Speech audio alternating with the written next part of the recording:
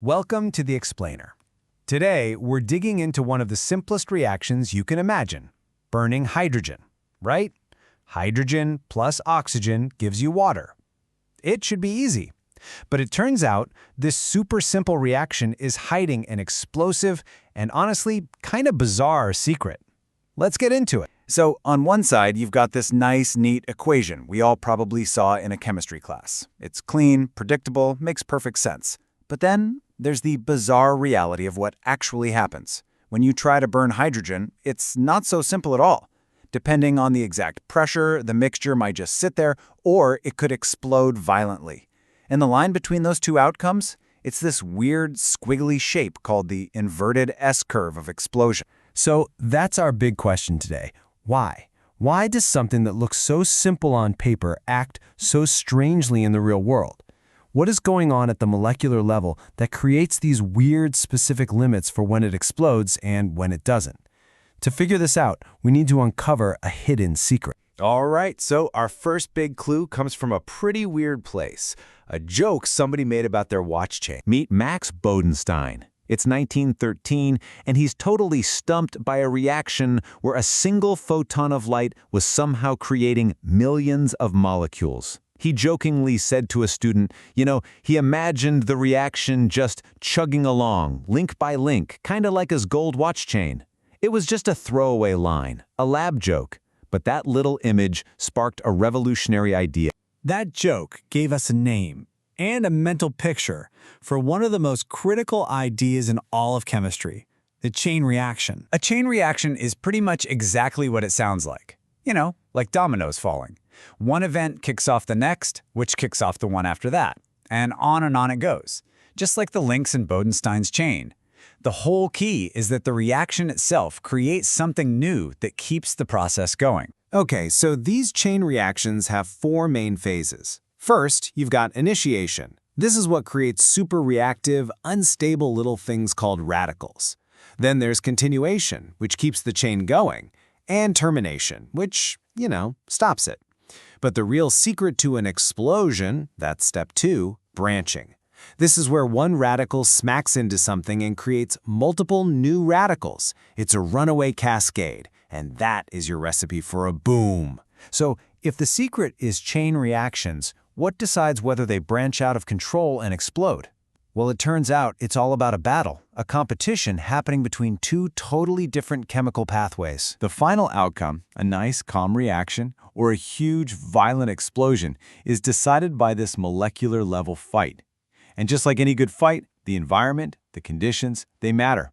In this case, the referees calling the shots are pressure and temperature. And here are our two fighters.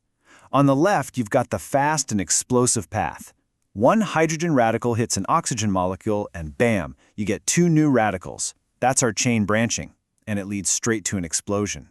But on the right, you've got the slow and controlled path. This one's way harder to pull off. It needs a three-way collision, a hydrogen radical, an oxygen molecule, and some other random molecule that's just hanging around, we call it M.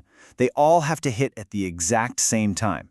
This reaction just continues the chain, it doesn't branch it. At low pressure, there just aren't a lot of those extra M molecules around. It's not very crowded. So the odds of that three-way collision happening for the slow path, they're really, really low. The fast, explosive two-particle reaction completely takes over. And boom!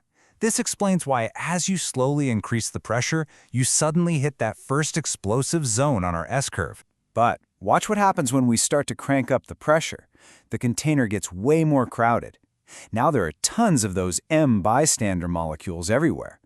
And all of a sudden, that slow three-way collision starts happening all the time.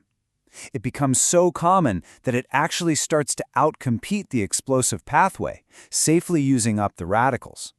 And that's why the reaction suddenly stops being explosive and becomes stable again, creating that second limit on our S-curve. We've almost got it. We understand the middle of the S-curve now. But what about the very beginning, at super low pressure, and that third limit way up at really high pressures? For that, we need one last clue, the container itself. It turns out radicals don't just have to hit other molecules. They can also just smack into the wall of the container. When that happens, they get removed, and that's a form of chain termination. So at really, really low pressures, a radical is actually more likely to hit a wall than another molecule, which stops the chain reaction before it can even get going. That's our first explosion limit. And something similar happens with different radicals at very high pressures, creating the third limit. What's wild is that the size of your container, even what it's made of, can actually change whether an explosion happens or not. So there you have it. The secret's out. This completely bizarre S-curve isn't just one reaction. It's a whole dance involving at least 10 different steps. It's a competition between a fast, explosive pathway and a slow, controlled one. Pressure and temperature are the referees, and the walls of the container get the final say. Mystery solved, right? Or maybe not. Because here's the thing about great science. Solving one puzzle just shows you that there's an even deeper one underneath. Our nice, tidy 10-step model? It's not wrong exactly, but it is nowhere near the whole story. You gotta love this. Back in 1949, after decades of work, scientists were feeling pretty good about themselves. They wrote in a textbook that the details of hydrogen combustion were well known. They really thought they had it all figured out. Oh, how wrong they were. I mean, just look at this timeline. The Nobel Prize for all this work was handed out way back in 1956.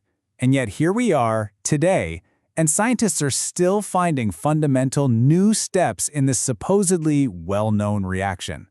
It's kind of amazing. Remember that 10-step model we used to figure out the basics? Well, the modern, super accurate models that engineers use to design things like hydrogen-powered engines, they don't have 10 steps. They have around 30. 30 different reactions all happening at once, just to get an accurate picture of what's going on. And the research today is pushing into even more fascinating territory. The latest frontier is this whole new class of reactions that, for a long time, everyone just thought were insignificant. They're called non-thermal reactions. So what on earth is that? Well, imagine two molecules smashing together. For a split second, they form a new, temporary particle that's just buzzing with extra energy. It's like a bell that's just been struck. For decades, the assumption was that this bell would have to quiet down before it did anything else. But we now know it can actually fly off and trigger another reaction while it's still ringing. This adds a whole new incredible layer of physics to the whole thing. And that leaves us with a pretty cool final thought. We started with what seems like the most basic chemical reaction you could write down, and we found this entire hidden universe of complexity, of chain reactions, competing pathways, and these weird ephemeral particles. So as we start to really engineer a future powered by hydrogen, you just have to wonder, what other simple, profound secrets are hiding in plain sight, just waiting for us to ask the right questions? Thanks for joining us.